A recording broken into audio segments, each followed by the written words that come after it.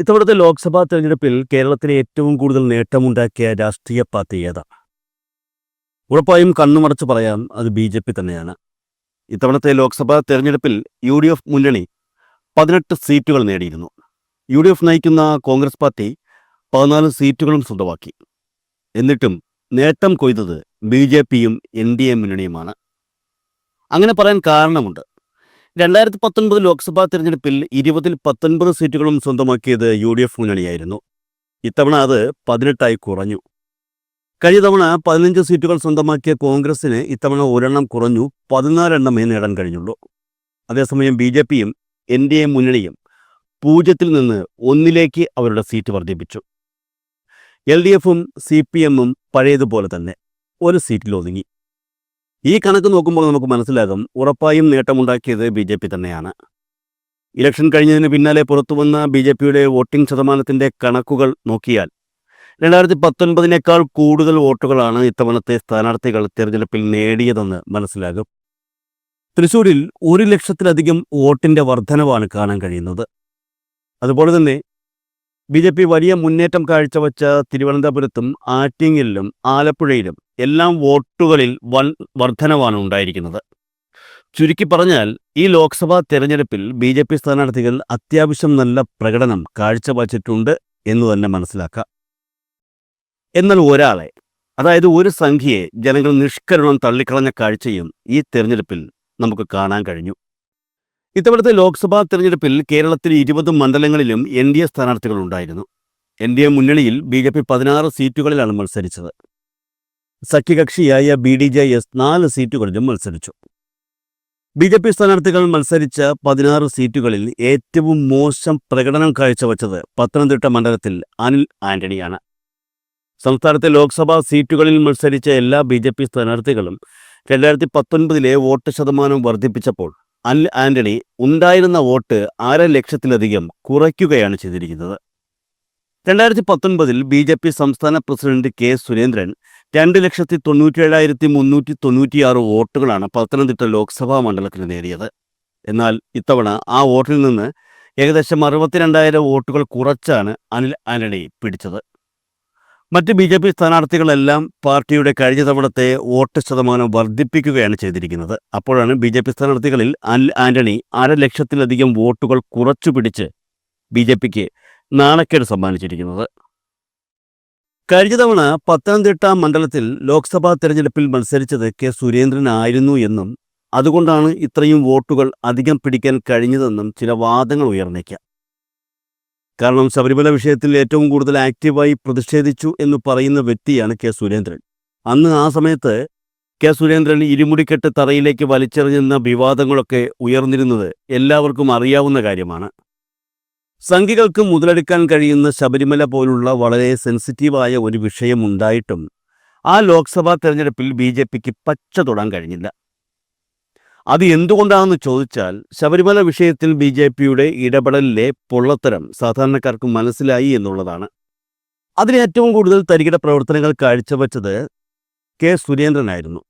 ഇരുമുടിക്കെട്ടുമായി ശബരിമലയിലേക്ക് പോകാൻ വന്നതും തുടർന്ന് അറസ്റ്റ് ചെയ്യപ്പെടുന്നതും സ്റ്റേഷനിൽ എത്തി ഇരുമുടിക്കെട്ട് തറയിൽ വലിച്ചെറിഞ്ഞു എന്ന ആരോപണം ഉയർന്നതും ഈ സാഹചര്യത്തിലാണ്. ശബരിമല വിഷയത്തിൽ ഏറ്റവും കൂടുതൽ നേട്ടമുണ്ടായത് ആർക്കാണെന്ന് ചോദിച്ചാൽ അതിനുത്തരവും കെ സുരേന്ദ്രൻ എന്ന് തന്നെയാണ്. കാരണം സുപ്രീം കോടതിയുടെ ശബരിമല സ്ത്രീ പ്രവേശന വിധിക്കെതിരെ സമരം നടത്തിയ കെ സുരേന്ദ്രനെ ബി.ജെ.പി സംസ്ഥാന അധ്യക്ഷനായി മാറ്റുകയായിരുന്നു. ശബരിമല വിധി വന്നതിൻ്റെ പേരിൽ മാത്രം ബി.ജെ.പി സംസ്ഥാന അധ്യക്ഷനായ വ്യക്തിയാണ് കെ സുരേന്ദ്രൻ എന്ന് ഉറപ്പിച്ചു പറയാം. എന്നാൽ ഇതെല്ലാം ബി.ജെ.പിക്കാരെ സംബന്ധിച്ച് വലിയ കാര്യങ്ങൾ ആയിരുന്നെങ്കിലും സാധാരണക്കാരെ സംബന്ധിച്ച് ഒരു വിഷയമേ അല്ലായിരുന്നു. അതുകൊണ്ട് തന്നെയാണ് ഇത്രയും വലിയ വാർത്തകൾ ഉണ്ടാക്കിയ കെ സുരേന്ദ്രൻ പത്തനംതിട്ട ലോക്സഭാ മണ്ഡലത്തിൽ 2019-ൽ മത്സരിക്കാൻ വന്നപ്പോൾ ജനങ്ങൾ അടിച്ചെടുത്ത് 3-ാം സ്ഥാനത്തേക്ക് തള്ളിയത്. ബി.ജെ.പി സംസ്ഥാന പ്രസിഡന്റ് ആകുന്നതുവരെ അത്യാവശ്യം ഒരു പേരുള്ള വ്യക്തിയായിരുന്നു കെ സുരേന്ദ്രൻ. അധ്യക്ഷനായ ശേഷം ഈ പറയുന്ന ഒരു വിലയും കെ സുരേന്ദ്രന് പ്രവർത്തകരിൽ നിന്ന് ലഭിച്ചിട്ടുണ്ട് എന്ന് എനിക്ക് തോന്നുന്നില്ല.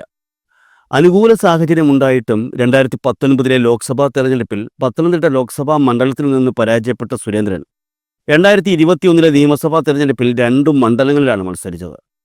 പത്തനംതിട്ടയിലെ തന്നെ കോന്നി മണ്ഡലത്തിലും കാസർഗോഡ് ജില്ലയിലെ മഞ്ചേശ്വരം മണ്ഡലത്തിലും.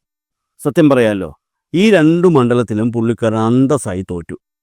ശബരിമല ക്ഷേത്രം സ്ഥിതി ചെയ്യുന്ന മണ്ഡലം എന്ന നിലയിലാണ് സുരേന്ദ്രൻ കോന്നി തിരഞ്ഞെടുത്തത്. ശബരിമല സ്ത്രീ പ്രവേശന വിഷയവും താൻ ശബരിമലയ്ക്ക് വേണ്ടി ഒഴുക്കിയ വിയർപ്പും ഇപ്പോൾ വോട്ടായി തിരിച്ചു വരുമെന്ന് പുള്ളി വിചാരിച്ചു. BJP ദേശീയ നേതൃത്വത്തിനെ പറഞ്ഞു വിശ്വസിപ്പിച്ച് രണ്ടു മണ്ഡലങ്ങളിൽ മത്സരിക്കാൻ അനുമതി വാങ്ങിച്ചു. വടക്കേ ഇന്ത്യക്കാരെ കൊണ്ട് തന്നെ ഒരു ഹെലികോപ്റ്ററും വാടകയ്ക്കെടുത്ത് സ്വന്തം ആവശ്യത്തിനു വേണ്ടി ഉപയോഗിക്കാൻ കൊണ്ടുവന്നു. എന്നിട്ട് എന്താണ് സംഭവിച്ചത്? കോന്നിയിൽ സുരേന്ദ്രൻ നേടിയത് 32,811 വോട്ടുകൾ മാത്രം. 3ാം സ്ഥാനം കൊണ്ട് തൃപ്തിപ്പെടേണ്ടി വന്നു. LDFിലെ ജനീഷ് കുമാറിന് 62,318 വോട്ടുകളും UDFിലെ റോബിൻ പീറ്ററിന് 53,810 വോട്ടുകളും ലഭിച്ചു. മഞ്ചേശ്വരം നോക്കിയാൽ അവിടെ 2016 തെരഞ്ഞെടുപ്പിലും കെ സുരേന്ദ്രൻ മത്സരിച്ച് പരാജയപ്പെട്ടിരുന്നു. 2021 അതേ അവസ്ഥ തന്നെയായിരുന്നു. മഞ്ചേശ്വരത്ത് സുരേന്ദ്രൻ UDFിലെ AKM അഷ്റഫിനോട് 1200-ലധികം വോട്ടുകൾക്കാണ് പരാജയപ്പെട്ടത്. കർണാടകയോട് ചേർന്ന് കിടക്കുന്ന പ്രദേശമായതുകൊണ്ട് മാത്രം ഇത്രയും വോട്ടുകൾ കെ സുരേന്ദ്രന് ലഭിക്കുകയായിരുന്നു. അപ്പോൾ പറഞ്ഞു വന്നത് മറ്റൊന്നുമല്ല, ഈ കെ സുരേന്ദ്രൻ ഒരിക്കലും കേരളത്തെ സംബന്ധിച്ച് ഒരു അസാമാന്യ വ്യക്തിയല്ല. അതുകൊണ്ട് 2019 കെ സുരേന്ദ്രൻ ആയതുകൊണ്ടാണ് പത്തനംതിട്ടയിൽ അത്രയും വോട്ടുകൾ നേടിയത് എന്ന് പറഞ്ഞിട്ട് കാര്യവുമില്ല.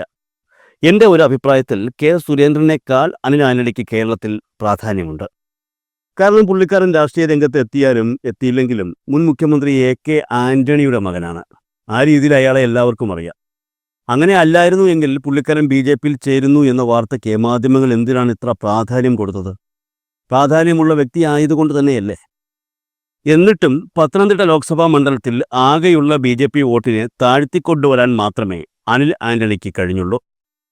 ഇദ്ദേഹം പത്തനംതിട്ടയിൽ BJP സ്ഥാനാർത്ഥിയായപ്പോൾ തന്നെ ഏകദേശം തോൽവി ഉറപ്പിച്ചിരുന്നു എന്ന് വേണമെങ്കിൽ പറയാം. കാരണം ഇദ്ദേഹത്തിൻ്റെ സ്ഥാനാർത്ഥിത്വത്തിന് എതിരെ ആദ്യ രംഗത്തെത്തിയത് ഇപ്പോൾ BJPയിൽ തന്നെയുള്ള ശ്രീമാൻ PC ജോർജാണ്. അന്ന് പുള്ളിക്കാരൻ തീർത്തു പറഞ്ഞു അനിൽ ആന്റണി പത്തനംതിട്ടയിൽ ജയിക്കാൻ പോകുന്നില്ല എന്ന്. PC ജോർജ് പറഞ്ഞാലും ഇല്ലെങ്കിലും കേരളത്തിലുള്ളവർക്ക് ആദ്യമേ മനസ്സിലായി അനിൽ ആന്റണി ഒരു കാരണവശാലും ജയിക്കാൻ പോകുന്നില്ലെന്ന്. പക്ഷേ ചില BJP പ്രവർത്തകർക്ക് അത് മനസ്സിലായില്ല. PC ജോർജിനെ ചെന്ന് കണ്ട് സംസാരിച്ചു കഴിഞ്ഞാൽ അദ്ദേഹത്തിൻ്റെ മനസ്സ് മാറും, അദ്ദേഹം കൂടെ ഉണ്ടായാൽ പത്തനംതിട്ടയിൽ പുഷ്പം പോലെ ജയിക്കുമെന്നൊക്കെ ഏതോ BJP പ്രവർത്തകൻ പാവപ്പെട്ട അനിൽ ആന്റണിയെ പറഞ്ഞ് പിരികേറ്റി. പുള്ളിക്കാരൻ പിന്നെ ഒന്നും ആലോചിച്ചില്ല. നേരെ പോയി PC ജോർജിനെ കണ്ടു, സംസാരിച്ചു, പ്രശ്നങ്ങളൊക്കെ പറഞ്ഞു തീർത്തു, പായസം കുടിച്ചു, സന്തോഷത്തോടെ തിരിച്ചുപോയി. പക്ഷെ ഒരു കാര്യം മാത്രം അനിൽ ഓർത്തില്ല. സ്വന്തം നിയമസഭാ മണ്ഡലത്തിൽ സിറ്റിംഗ് MLA ആയിരുന്ന PCയെ ഒരു മനസാക്ഷിയും കൂടാതെ വലിച്ചിറക്കി താഴെയിട്ടവരാണ് അവിടുത്തെ ജനങ്ങൾ. അന്ന് പുള്ളി ജനപക്ഷമായിരുന്നു. അതിനുശേഷം വീണ്ടും 1-2 പാർട്ടിയൊക്കെ മാറി ഇപ്പോൾ BJPയിൽ എത്തിയെന്നൊക്കെ പറയുന്നു. അന്ന് PCയെ വലിച്ചിറക്കി താഴെയിട്ട ആ ജനങ്ങൾക്ക് മുന്നിലാണ് തൻ്റെ കയ്യും പിടിച്ച് വോട്ട് ചോദിക്കാൻ വേണ്ടി ഇദ്ദേഹം പോകുന്നത് എന്ന് അനിൽ ഒന്ന് ആലോചിക്കണമായിരുന്നു. ഇനി എന്തൊക്കെ പറഞ്ഞാലും അനിൽ ആന്റണി എന്ന വ്യക്തിക്ക് സാധാരണക്കാരുടെ ഇടയിൽ ഒരു ഒറ്റുകാരൻ്റെ പരിവേഷമാണുള്ളത്. അതായത് നമ്മൾ ഈ പുല്ലുവില എന്നൊക്കെ പറയാറില്ലേ, അതേ വില തന്നെയാണ് അനിൽ ആന്റണിക്ക് ഇങ്ങ് കേരളത്തിൽ. എന്നാൽ പുള്ളിക്കാരന് കേരളത്തിൽ പുല്ലുവിലയാണെങ്കിലും അങ്ങ് ഉത്തരേന്ത്യയിൽ അങ്ങനെയല്ല എന്ന് പറയുകയാണ് BJPയിലെ മുതിർന്ന നേതാവായ MD രമേശ്. ഇവിടെ ഭൂരിഭാഗം പേരും തമാശയോടെ കാണുന്ന അനിൽ ആന്റണി അവിടെ ഉത്തരേന്ത്യയിൽ BJPയുടെ വലിയ നേതാവിനെ പോലെ എന്നാണ് MD രമേശ് പറയുന്നത്. പാർട്ടിക്ക് എന്ത് ഗുണമുണ്ടാകുന്നു എന്ന് നോക്കിയാണ് പൊളിറ്റിക്കൽ ബാക്ക്ഗ്രൗണ്ട് ഇല്ലാത്തവർക്ക് പോലും BJP പ്രത്യേക സ്ഥാനങ്ങൾ നൽകുന്നതെന്ന് MD രമേശ് വ്യക്തമാക്കുന്നു. അവരുടെ ബൂത്ത് തലം തൊട്ട് പ്രവർത്തിക്കണമെന്ന് പറയാൻ കഴിയില്ല. BJP കേന്ദ്ര നേതൃത്വത്തിൻ്റെ കാൽക്കുലേഷൻ ഒരിക്കലും തെറ്റാറില്ല. ഒരുപക്ഷെ കേരളത്തിലെ നേതാക്കൾക്ക് തെറ്റിപ്പോയിട്ടുണ്ടാകാം. കേരളത്തിലെ ചില ആളുകളെ കൊണ്ട് ഇന്ത്യയിലെ മറ്റ് പ്രദേശങ്ങളിൽ എന്ത് പ്രയോജനമുണ്ടാകുന്നു എന്നാണ് കേന്ദ്ര നേതൃത്വം നോക്കുന്നതെന്നും MD രമേശ് വിലയിരുത്തുന്നു. ഈ പറഞ്ഞ കൂട്ടത്തിലാണ് അനിൽ ആന്റണിയെക്കുറിച്ചും MD രമേശ് പറഞ്ഞത്. അത്തരത്തിൽ ഒരാളാണ് അനിൽ ആന്റണിയും. അനിൽ ആന്റണിയെപ്പോലെ ഉള്ളവരെ കൊണ്ട് BJPക്ക് കേരളത്തിന് പുറത്ത് വലിയ പ്രയോജനങ്ങൾ ഉണ്ടായിട്ടുണ്ട്.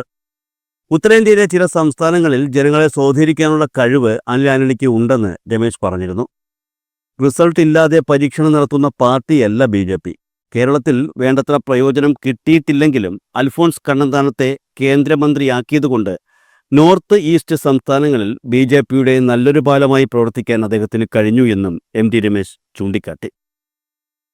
അപ്പോൾ കാര്യങ്ങൾ ഏകദേശം മനസ്സിലായി കാണുമല്ലോ. കേരളത്തിലുള്ളവർ വലിയ വിലയൊന്നും നൽകാതെ മറ്റൊരു പാർട്ടിയെ ചതിച്ച് ഈ പാർട്ടിയിലേക്ക് വന്നവൻ എന്ന പദവിയും നൽകി പരിഹാസത്തോടെ കാണുന്ന ഒരു വ്യക്തിയാണ് അങ്ങ് ഉത്തരേന്ത്യയിൽ BJPയുടെ തുറുപ്പ് ചീട്ടുകളിൽ ഒന്നാണെന്ന് BJP നേതാക്കൾ തന്നെ പറയുന്നത്. എന്ത് അടിസ്ഥാനത്തിലാണ് ഇങ്ങനെ പറയുന്നത് എന്ന് ചോദിച്ചാൽ അതിനെപ്പറ്റി കൂടുതലൊന്നും അറിയില്ല. അനിൽ ആന്റണിയെ കണ്ട് ആരെങ്കിലും വോട്ട് ചെയ്യുമോ എന്ന് ചോദിച്ചാൽ അതിനും എനിക്ക് ഉത്തരവില്ല. എന്നെ കണ്ട് ആരെങ്കിലും വോട്ട് ചെയ്യുമോ എന്ന് ചോദിക്കുന്നത് പോലെയാണ് ആ ചോദ്യവും എന്നാണ് എനിക്ക് തോന്നുന്നത്. എന്നെ കണ്ട് ആരെങ്കിലും വോട്ട് ചെയ്യുകയാണെങ്കിൽ അനിൽ ആന്റണിയെ കണ്ടും ആരെങ്കിലുമൊക്കെ വോട്ട് ചെയ്യുമായിരിക്കും. ഇപ്പോൾ ഇത്ര മാത്രമേ പറയാനുള്ളൂ.